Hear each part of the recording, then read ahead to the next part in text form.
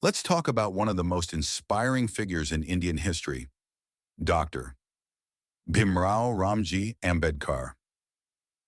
Born on April 14, 1891, in Mahad Cantonment, Madhya Pradesh, Dr. Ambedkar's early life was marked by hardship and social discrimination.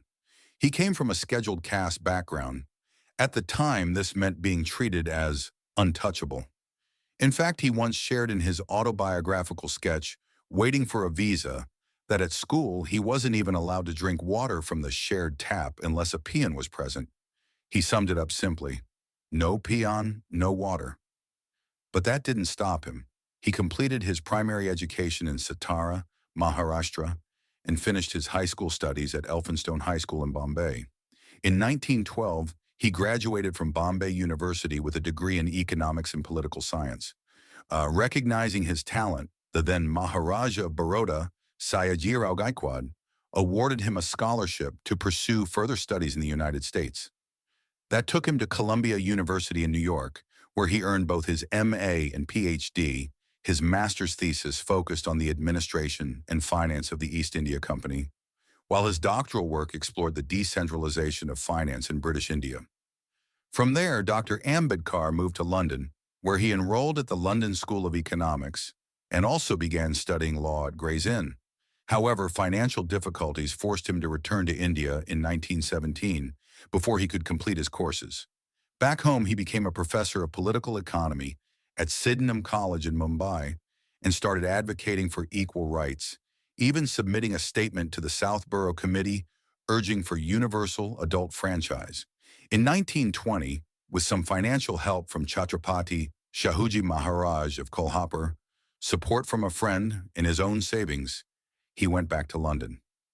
By 1922, he had completed his law degree, becoming a barrister, and also earned an MSc and a DSc from LSE. One of his most well-known academic works from that time was The Problem of the Rupee. When he returned to India, Dr. Ambedkar threw himself into social reform. He founded the Bahishkrit Hitkarini Sabha, an organization dedicated to the welfare of the oppressed. In 1927, he led the Mahad Satyagraha to assert the right of Dalits to access public water tanks.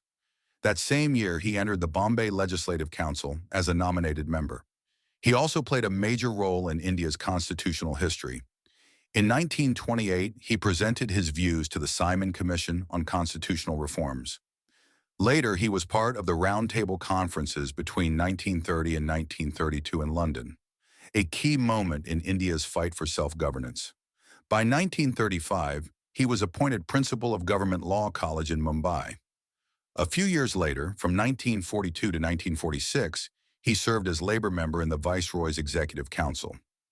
Then came 1946, a turning point. He was elected to the Constituent Assembly. After independence in 1947, he became the country's first law minister. Most significantly, he was made the chairman of the drafting committee of the Indian Constitution. His role in drafting the Constitution was widely praised. Mahavir Tyagi called him the main artist of the Indian Constitution. And Dr. Rajendra Prasad, who chaired the Assembly and later became India's first president, said that no decision was as right as making Dr. Ambedkar the head of that committee. In 1952, after India's first general elections, he joined the Rajya Sabha. That same year, Columbia University awarded him an honorary doctorate. A year later, he received another honorary degree from Osmania University in Hyderabad. Sadly, Dr. Ambedkar's health declined in his later years. He passed away peacefully in his sleep on December 6, 1956 in Delhi. Let's dive into another important chapter in Dr. B.R. Ambedkar's incredible journey, his legal education at Gray's Inn in the United Kingdom. Back in 1916, if you wanted to become a barrister in the UK, you had to join one of the 4 inns of court: Inner Temple, Middle Temple, Lincoln's Inn, or Gray's Inn. Dr. Ambedkar chose Gray's Inn, and that's where he began his legal training. Gray's Inn still has a record of his admission. It reads, and I quote, November 1916, Ambedkar, Bhimrao Ramji, B.A. Bombay, M.A. Columbia, of Baroda State, India, the youngest son of Ramji Ambedkar of Bombay, deceased. That's a powerful historical note. A young man from a marginalized community in India, already holding degrees from Bombay and Columbia, stepping into one of the most prestigious legal institutions in Britain. Details of what he studied during his time there are included in the book Ambedkar in London, published in 2022. After several years of hard work, in 1922, he was officially called to the bar by Gray's Inn, becoming a barrister at law. But his connection to legal education didn't end there. In 1934 and 1935, Dr. Ambedkar delivered a series of lectures on English constitutional law at the Government Law College in Bombay, where he had also served as principal. These lectures are preserved in Volume 12 of his collected works, published by the Government of India. When Dr. Ambedkar returned to India in 1923, fresh from his studies in London and the US, he wasted no time putting his education to work. He applied for a license, known as a sanad, to officially practice law in India. Once enrolled at the bar, he set up his legal practice at the Social Service League in Bombay. But unlike many other prominent lawyers of that time, Dr. Ambedkar didn't have wealthy backers or a network of influential connections. What he did have was immense knowledge, sharp legal acumen, and an unwavering commitment to justice. And those qualities soon began to shine through in several landmark cases. In 1927, he appeared as junior counsel in a high-profile sedition case involving Philip Spratt, one of the founding members of the Communist Party of India. Spratt had published a pamphlet titled India and China, which the British government claimed was seditious. Dr. Ambedkar, part of the defense team, helped successfully argue that the pamphlet was a broad critique of imperialism and didn't specifically incite rebellion against the government of India. The charge of sedition didn't hold. Another historic case came soon after, the famous Chavadar tank case in Mahad. Dr. Ambedkar led a group of Dalits to drink water from a public tank, a direct challenge to caste-based segregation. The caste Hindus claimed the tank was private property and tried to block access. But in court, Dr. Ambedkar argued powerfully that the tank was public property, maintained by the government, and that every citizen had equal right to use it. The court agreed, stating that historical exclusion couldn't be used as a legal excuse for continued discrimination. In 1934, he defended the All India Textile Workers Conference by exposing gaps in the Trade Disputes Act of 1929. Around the same time, he also defended Professor R.D. Karve, who was accused of obscenity for writing about sexual health in his journal Samaj Swasthya. Dr. Ambedkar argued that Karve's writings were scientific and educational, not obscene, and won the case. Beyond these headline-making trials, Dr. Ambedkar handled many cases involving worker compensation and even took up pro bono work for people from marginalized communities who couldn't afford legal help. He was deeply committed to using his legal skills for social change. His growing reputation eventually led to some major offers, one to serve as a district judge, and another, from the Nizam of Hyderabad himself, to become Chief Justice of the Hyderabad state. But Dr. Ambedkar turned them both down. In a speech in 1951, he explained why. He said, "When I returned home after completion of my education in America and Europe, I was offered the post of a district judge. I was promised to be elevated to the High Court within 3 subsequent years. I declined the offer, saying that I did not want those alluring ties. I feared that after getting into government service, I would not be able to serve my people." And that was the core of who he was, a man who never let personal gain get in the way of public service. The Mahad Satyagraha, held in 1927 in the town of Mahad in Maharashtra, remains one of the most powerful moments in India's fight for social justice. Led by Dr. B.R. Ambedkar, this peaceful protest was more than just an act of civil disobedience. It was a bold assertion of dignity and equality by the Dalit community. The social struggle for centuries, the oppressed castes, known during colonial times as the depressed classes, or more painfully, the untouchables, had faced severe discrimination. They were barred from accessing basic public resources like water, temples, and schools. Their very presence was seen as polluting, and this cruel exclusion pushed them to the margins of society, socially, politically, and economically. Dr. Ambedkar, born into this system of oppression, rose to challenge it. He believed that India's freedom struggle wasn't complete without the fight for social reform. In his famous 1936 work, Annihilation of Caste, he argued, political reform cannot take precedence over social reform. Society itself must be reconstructed. The legal background: back in 1923, reformer S.K. Bole had moved a resolution in the Bombay Legislative Council.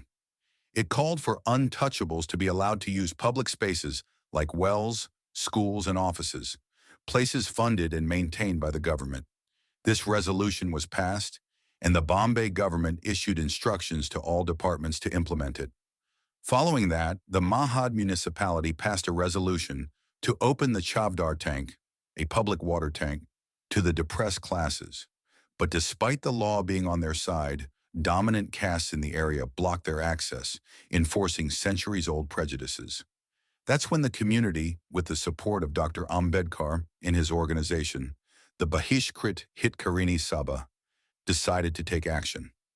A massive conference was organized in Mahad on March 19th and 20th, 1927. Thousands gathered, determined to claim their right. On March 20th, Dr. Ambedkar led a historic march to the Chavdar tank. He bent down, scooped up water, and drank, a symbolic yet powerful act of defiance. That moment sent shockwaves through Orthodox Hindu society. In response, the upper castes declared the tank polluted and conducted a purification ritual. Under pressure, the Mahad municipality revoked its earlier decision to open the tank. But Dr. Ambedkar didn't back down. The Second Satyagraha and legal challenges. In December 1927, Dr. Ambedkar planned a second Satyagraha, but just before it could begin, upper caste leaders filed a legal case to stop him and his followers from accessing the tank. On December 14th, a temporary injunction was granted by the Mahad Civil Court, banning Ambedkar and the depressed classes from using the tank. Still, the movement continued. On December 25th, Dr. Ambedkar addressed the crowd and delivered a powerful message. He said, "It is not as if drinking the water of the Chavdar lake will make us immortal. We have survived well enough all these days without drinking it. We are not going to the Chavdar lake merely to drink its water. We are going to the lake to assert that we too are human beings like others." That day, to make their stand even clearer, Dr. Ambedkar and his followers burned a copy of the Manusmriti, the ancient Hindu text that had long been used to justify caste discrimination. It was a symbolic rejection of an unjust system. The gathering also passed resolutions demanding equality, dignity, and equal access to public resources. The legal victory. The legal battle that followed lasted nearly a decade, but in 1937, justice was finally served. The trial court ruled in favor of Dr. Ambedkar and his followers, stating that the plaintiffs, those opposing Dalit access, failed to prove any legitimate custom that could justify exclusion. Even after appeals were filed, both the assistant judge of Thana and the Bombay High Court upheld the original verdict. The Chavdar tank, the courts ruled, belonged to the municipality and was open to all. After nearly 10 years of struggle, the Mahad Satyagraha secured not just legal victory, but also lit the flame of self-respect and equal rights for millions of oppressed Indians.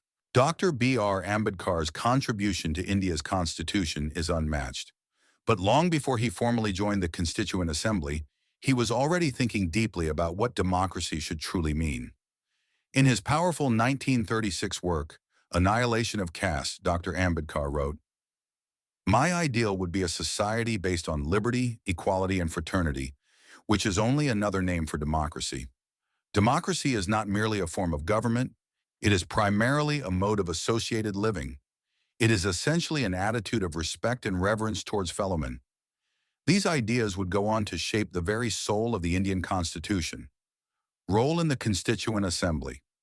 As the chairman of the drafting committee, Dr. Ambedkar didn't just help frame legal articles, he gave them life and purpose. His speeches in the Assembly still echo in India's democratic conscience. Let's listen to some of his most memorable insights. On Article 32 of the Constitution, often called the heart and soul of our Constitution, Dr. Ambedkar had this to say, "If I was asked to name any particular article in this Constitution as the most important an article without which this Constitution would be a nullity. I could not refer to any other article except this one. It is the very soul of the Constitution and the very heart of it. 9th of December, 1948. On the working of the Constitution, he reminded the nation, however good a Constitution may be, it is sure to turn out bad because those who are called to work, it happened to be a bad lot.